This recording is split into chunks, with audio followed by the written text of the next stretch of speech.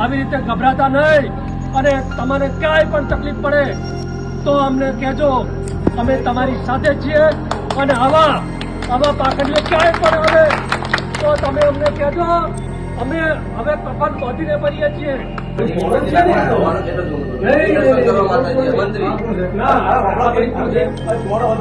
માફી માંગી છે અને માફીને લાયક તો નથી, છતાં પણ માફી માંગી છે અને મોટું દિલ કરીને ઠાકોર સમાજ અને અમે બધા એને માફ કરીએ છીએ. આજે અમે પાખંડ અને અંધશ્રદ્ધા વિરુદ્ધની અંદરના મુહિમના ભાગરૂપે આજે અમે મુના ગામમાં ચાલી રહેલા પાખંડ માટે અહીં આવેલા અને એ સમયે અમે એ સ્થળ ઉપર આજે ઊભા છીએ હાલ. અને જે તે સમયે અમે બેઠા હતા ત્યારે અરવિંદ ભુવા કરીને અહીંયા આખું આ એક ચલાવે છે અને એની અંદર અમે લોકો અહીંયા બેઠા હતા, એમની સાથે વાતચીત કરતા હતા. તે સમયે એમના સપોર્ટરો અમારી ચારે બાજુ થઈ અમારી સામે એટેક કરેલો અને એટેક કરવાના પરિણામે અમારા સાથે ધક્કામુક્કી થયેલી, અમને ડરાવવાનો પ્રયત્ન કરેલો. એટલે આવા જે મુહિમ ચલાવવા વાળાને આ લોકો એવો મેસેજ આપતા હતા કે અમારી સામે કોઈ પ્રશ્ન ના કરી શકે. એટલે મારે ખાસ કરીને ઠાકોર સમાજને અને બીજા જે અંધશ્રદ્ધામાં ફસાયેલા લોકોને મારે આજે વિનંતી કરવી છે કે આવા લોકોથી ડરો નહીં. આ લોકો તમારી સામે હુમલો કરશે, તમને કોઈનો દેવનો ડર બતાવશે, તમારી સામે જે પણ એવા હાથગંડા અપનાવશે, પણ આવી રીતે ગભરાતા નહીં અને તમને ક્યાંય પણ તકલીફ પડે તો અમને કહેજો, અમે તમારી સાથે છીએ અને આવા પાખંડીઓ ક્યાંય પણ આવે તો તમે અમને કહેજો, અમે હવે કફન બાંધીને ભરીએ છીએ. એવી કોઈ ચિંતા ના કરતા કે અને એને માફી માંગી છે અને માફીને લાયક તો નથી, છતાં પણ માફી માંગી છે. એટલે મોટું દિલ કરીને ઠાકોર સમાજ અને અમે બધા એને માફ કરીએ છીએ. અને એનો એક કે બે માણસો જે બાકી છે એના વિડિયા નહીં આવે તો એ પણ કોઈ ગામમાં નીકળી ના શકે એવી રીતનું અમે કરશું.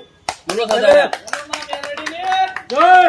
આજે તમને સૌને પણ આહવાન કરીએ છીએ કે આવી અંધશ્રદ્ધામાં કોઈ ફસાતા નહીં, આવા પાખંડીઓ સાથે કોઈ વ્યવહાર કરતા નહીં.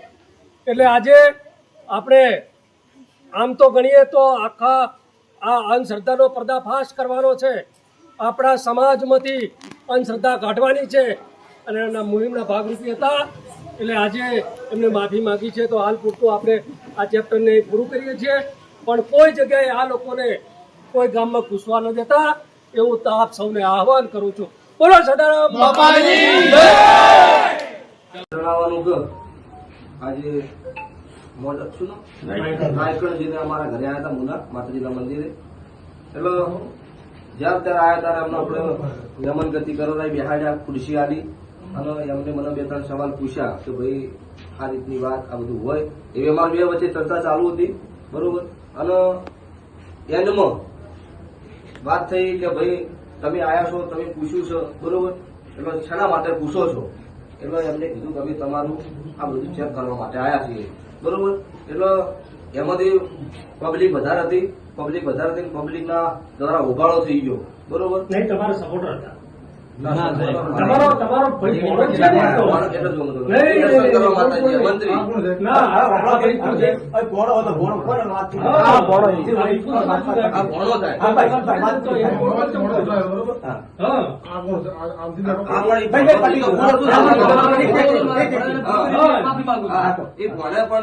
જે કોઈ કર્યું એને કાયદેસર માફી મંગાવશું ભાઈ, બરોબર. એમાં કોઈ બીજી વાત નહીં છે કે ખોટું કર્યું છે એ તો એના ઘેર જતો રહે, ભોગવવા અમાર થાય એવો ધંધો કરવો નહીં, ભલે મારા ઘેર નહીં આવે ચાલશે. પ્રશ્ન બીજો કે જે કોઈ અત્યારે ઉગાડો થયો હોય એ બધી દિલથી હૃદયના ભાવથી 100% માફી માંગુ છું કે આ વાત કોઈને મગજમાં લેવી નહીં. અત્યારે અમારા દ્વારા મંત્રી દ્વારા બધી વાત થઈ હોય, બરોબર, એ બધી 100% માફી માંગુ છું. કેમ કે મારા ઘરે બબાલ થઈ હોય, કરવા વાળાની વાત તો સાઈડ માં પણ નોમ બદલે અમારું થાય, અમને ખોટું લાગે, પરિવાર જેવું આડો પાડોનું કામ છે. એટલે દરેકને આ માધ્યમથી જણાવવાનું કોઈને આ વાતનો મન દુઃખ રાખવું નહીં, કે અમારો પરિવાર છે, કાલ દાડો ભેળું રહેવાનું છે. એટલે કોઈને મગજમાં ખોટી વાત નહીં, ખોટી વાતમાં લેવું નહીં. જય માતાજી.